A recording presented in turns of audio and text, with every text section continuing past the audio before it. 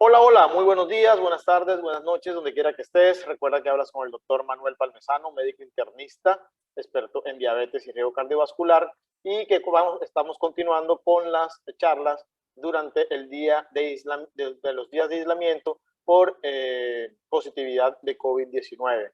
Ya estamos en el día séptimo de aislamiento. El día de hoy, como les he venido comentando en días anteriores, prácticamente asintomático, sin ninguna complicación, sin ningún síntoma de preocupación. Gracias a Dios, eh, aparentemente, pues el virus pasó por mi cuerpo y no tuvo mayores efectos. Esperemos que a la mayoría de la gente le pase así, y a los que no, pues para eso vamos a venir o estamos hablando sobre COVID-19 para que sepan cómo son las condiciones, qué medidas hay que tomar, qué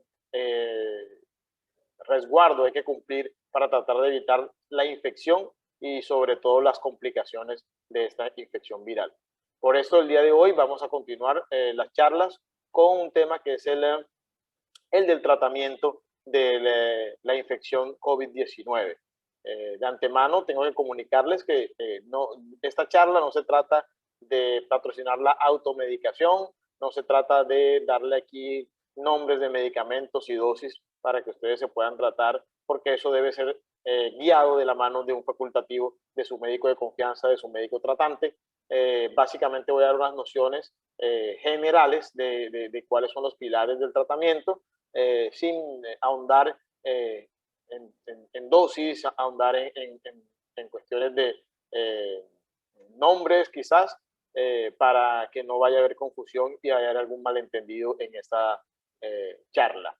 Eh, También les recuerdo seguirme en mi canal de YouTube, Manuel Palmesano, en mis diferentes redes, en Telegram, en los canales de Metódica, Riesgo Cardiovascular, Metódica Diabetes, el grupo de Metódicas de preguntas y respuestas, además de en Facebook, en la fanpage Metódica, y unirte al grupo Team Metódica, donde en todos estos canales vas a tener mucha información de la parte médica. En Instagram puedes también seguirme con Metódica Salud, y te iremos informando y te iremos regalando mucho material médico, mucho material informativo para mejorar tu salud. No siendo más, entonces vamos a empezar hoy con el tema que nos trae aquí en este momento. Comparto pantalla.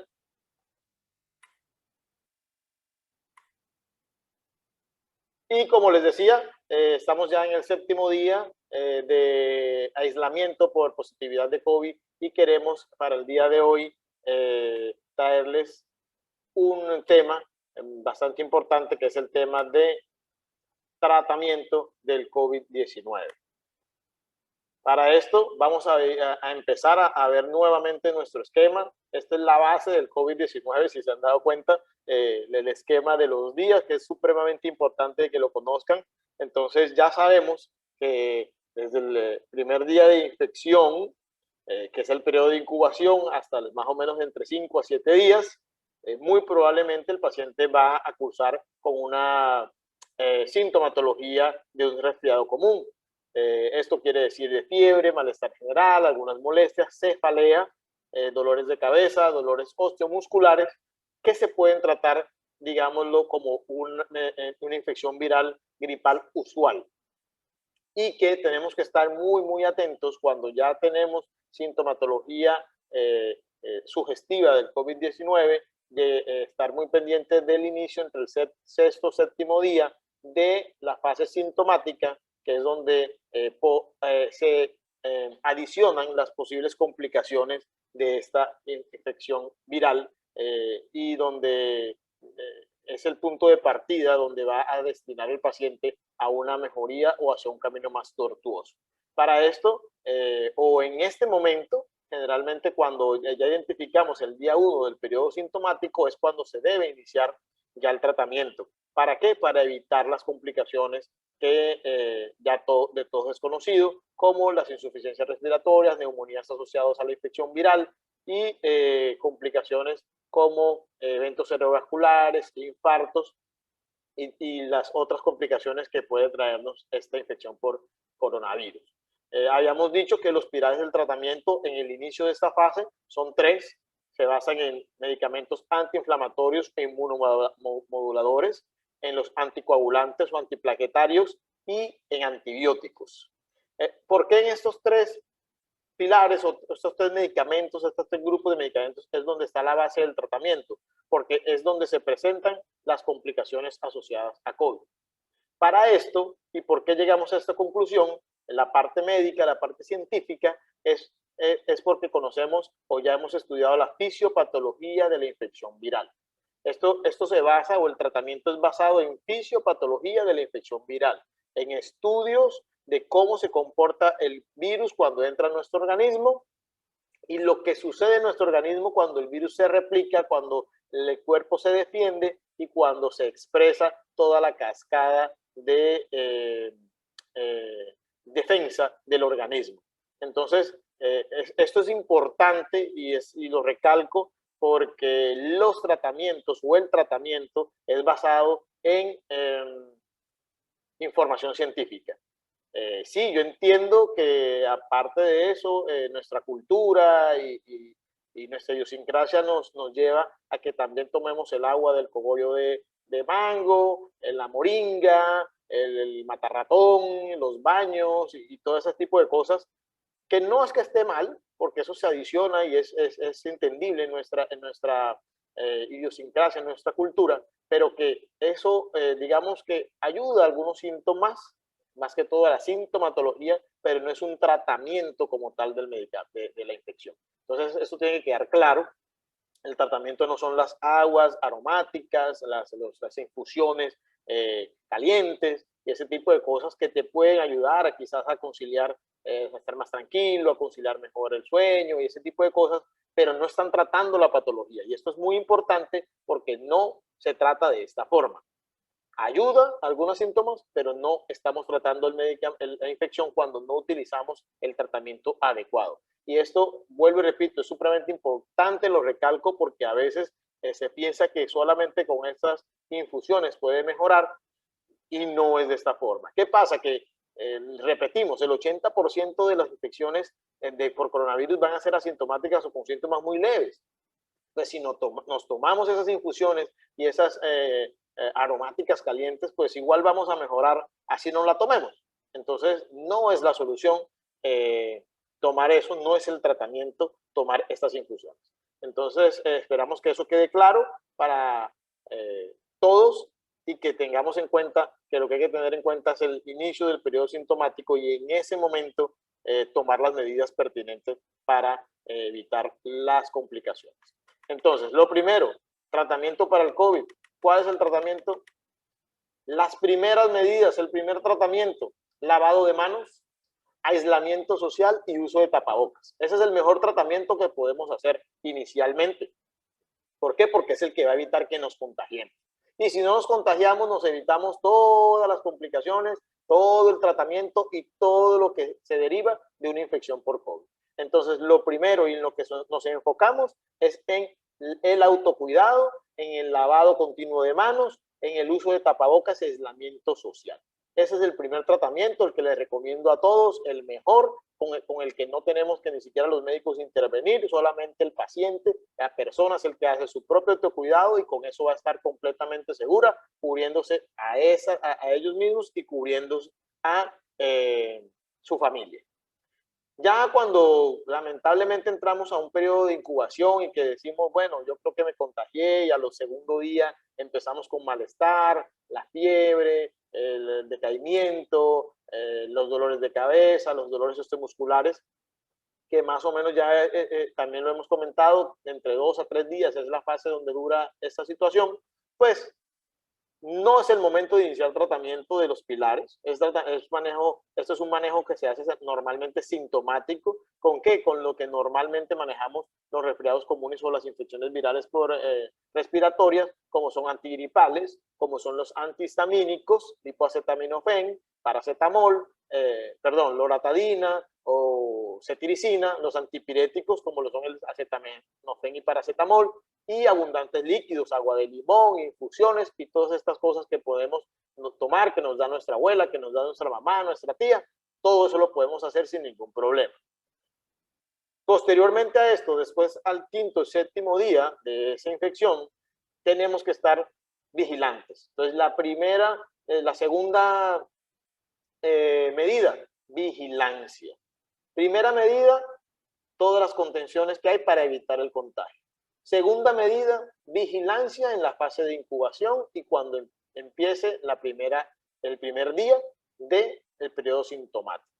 Entonces, durante todo este periodo hay que vigilarnos. Sí, hay vigilancias y vemos que pasada una semana nos vuelve a empezar la fiebre, empezamos con dificultad para oler las cosas, no sabe las cosas amargas o raro, ya le perdemos el sabor, perdemos el olor, persiste la fiebre, vuelve el malestar. Estamos ante la indicación de que hay una infección ya viral activa, que estamos en los primeros síntomas del primer día del periodo sintomático y es cuando debemos empezar el tratamiento. Debemos empezar el tratamiento, porque en este momento es el primer día de donde se derivan las posibles complicaciones que pueda traer la infección que hemos obtenido. Entonces, esto que quede bien claro, que lo primero es evitar la infección, ya contraída la infección, lamentablemente, es manejo sintomático y vigilancia de síntomas.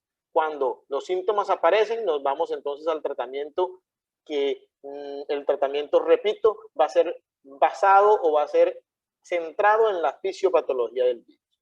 ¿Qué pasa con la fisiopatología del virus? Ya más o menos también hemos hablado del tema.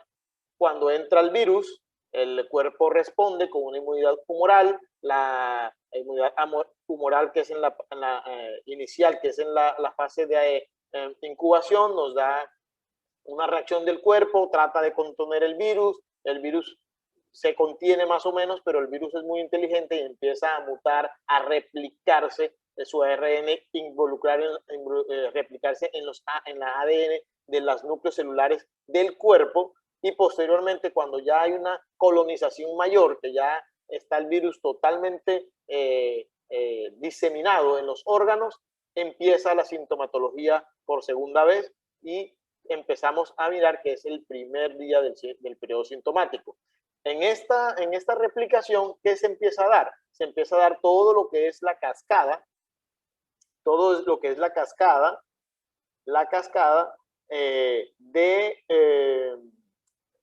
que contrae el virus, la cascada de contención.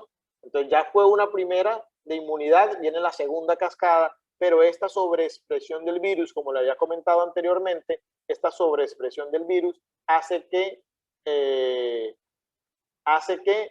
en las células, en los vasos sanguíneos, en los capilares, empiece a replicarse una cadena o una cascada inflamatoria que va a derivar en una fase de trombosis. ¿Por qué? Porque todo esto que sucede acá, todo esto que está sucediendo aquí a nivel intravascular, hace que hay una cosa llamada quimiotaxis, que es una atracción de células donde dice, allá está el problema, hay que ir los bomberos a rescatar allá porque allá hay un incendio y llega un carro de bomberos, llega el otro carro de bomberos a apagar el incendio y no se puede apagar porque se está propagando más y empieza a llenarse todo ese vaso de carro de bomberos. Vienen unos carros diferentes que van a pasar por esa vía y forman un trancón y no hay cómo pasar. En ese momento se forma un estado procoagulante. ¿Por qué? Porque el vaso está ocupado, no hay un tránsito normal. Al no haber ese tránsito normal en el vaso, por esa cascada de inflamación, por esa recopilación de células, por esa trancón que hay de la parte del vaso vascular, intravascular, en la luz del vaso, hace que haya un estado protrombótico. ¿Qué quiere decir esto? Que todas estas acciones van a derivar en que haya trombosis. ¿Y qué es la trombosis? Pues la oclusión de un vaso, no hay paso de sangre. ¿Y qué pasa cuando no hay un paso de sangre para llegar a un órgano? Pues el órgano empieza a inflamarse y a afectarse y empieza a dañarse. No es una ocupación de vasos grandes, aunque se ha visto que el daño endotelial en el coronavirus puede causar hasta infartos cerebrales, infartos del miocardio, pero son microtrombos que van sumándose y van creando un ambiente bastante enrarecido a nivel del cuerpo, a nivel del pulmón, a nivel del riñón, a nivel del corazón, que hace que nuestros órganos empiecen a hacer una disfunción. Entonces, por eso, el primer pilar para el tratamiento es el antiagregante o anticoagulante. ¿Cuál es el más famoso? La aspirina o la ASA que llaman, que es ácido acetil salicílico. Aspirina. Debemos iniciar aspirina. Una aspirina al día es suficiente, de 81 miligramos o de 100 miligramos. No quiere decir que tengamos que tomar 3 aspirinas al día, porque cuando aumentamos la dosis de la aspirina en cantidad no es anticoagulante o antiplaquetaria, para ser más concretos y claros, sino es antiinflamatoria. Y nosotros no queremos desinflamar con la aspirina, queremos es que haya un estado antiplaquetario, o sea, que las plaquetas no se adhieran, no haga más trancón y no se forme un coágulo y no haga una obstrucción del vaso. Entonces, eso es lo que estamos logrando con el tratamiento anticoagulante o antiplaquetario.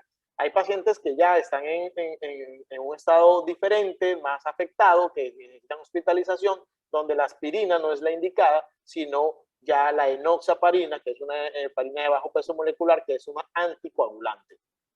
Que esto sí, no solo actúa como la aspirina sobre las plaquetas, sino que hace que altera la cascada de coagulación y hace que la sangre no se coagule. Esto es ya un tratamiento intrahospitalario. Algunos pacientes lo inician porque lo pueden comprar inyectado, es subcutáneo. No es tan necesario, pero si lo pueden comprar en un paciente que ustedes vean que se está poniendo mal y la cosa, no estaría mal. Entonces, aspirina es lo más común.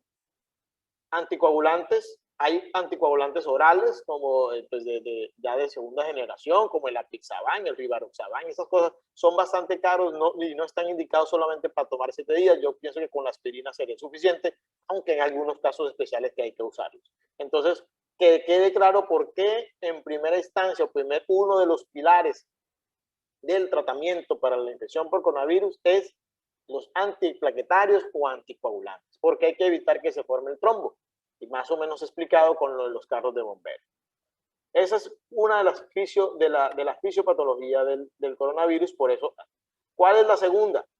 Pues obviamente es un virus, pero el tratamiento para la infección por COVID-19, a pesar de que es un virus, los antivirales no tienen realmente una gran indicación, porque es que realmente no queremos atacar tanto al virus. O sea, el virus es una infección viral, el virus cumple un ciclo normal como cualquier rinovirus, cualquier virus que afecte o que haga una infección respiratoria. Si ustedes recuerdan, los virus pues, se llegan y a los 7 días, 8 días ya están fuera del cuerpo y ya la gripa mejoró.